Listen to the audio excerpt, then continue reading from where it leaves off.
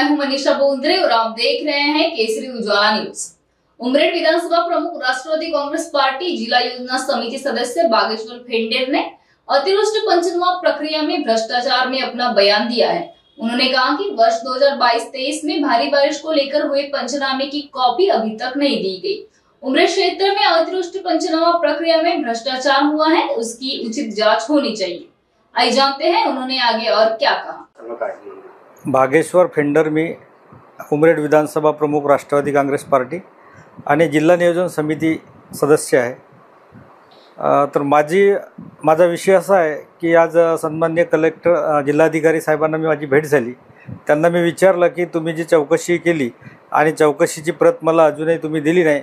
सन 2022-23च्या अतिवृष्टी संदर्भात जी आपण तक्रार 5/7/2024 रोजी दाखल केली, त्या संदर्भात सन्माननीय विरोधी पक्षनेते अंबादासजी दानवे यांनी हा विषय विधानसभेत मांडलेला आहे आणि मांडला असून त्यांनी तत्काळ त्याच दिवशी जिल्हाधिकारी महोदयांनी एक समिती स्थापन करून कुई तालुक्यात त्वरित पाठवून त्यांची पूर्ण शेतकऱ्यांची किंवा ऑफिसला जाऊन एक 7-8 दिवस चौकशी केली आहे। आणि या चौकशी दरम्यान त्यांनी एक 8-10 दिवसात चौकशी केल्यानंतर त्यांनी तात्काळ त्याचा अहवाल पाठवून तेव्हाच त्यांच्यावरती कारवाई करायला पाहिजे।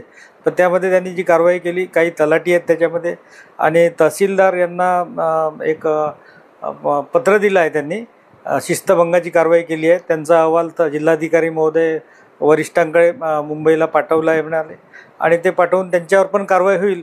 पण माझा असा विषय आहे का जेव्हा शेतकऱ्यांच्या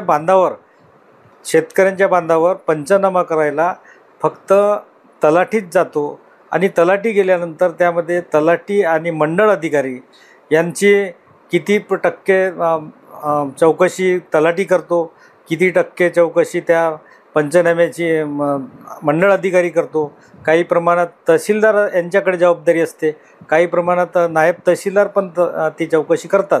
पण त्यामध्ये सरसकट त्यांनी एक तलाट्यांवरती कारवाई केलेली आहे आणि त्यात यांचा एक कनिष्ठ आपला सहाय्यक असिस्टंट जे आहे तहसीलदारांचा, त्यांच्यावरती पण त्यांनी कारवाई केली आहे।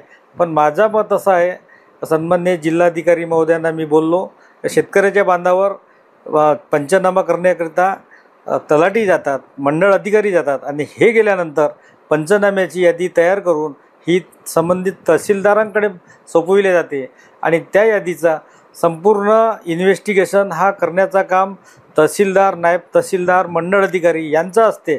पण या संदर्भात त्यांनी आमचे उपविभागीय अधिकारी उमरेडचे त्यांनी ह्या विषयावर त्या संबंधित म्हणजे त्यांचा सहाय्यक लिपिक आहे, कनिष्ठ लिपिक असिस्टंट त्यांचा जो आहे, त्यांच्यावरती जरा एक आकसापोटी त्यांचा एक बॅड अहवाल तयार करून ते पाठवण्यात आलेला आहे।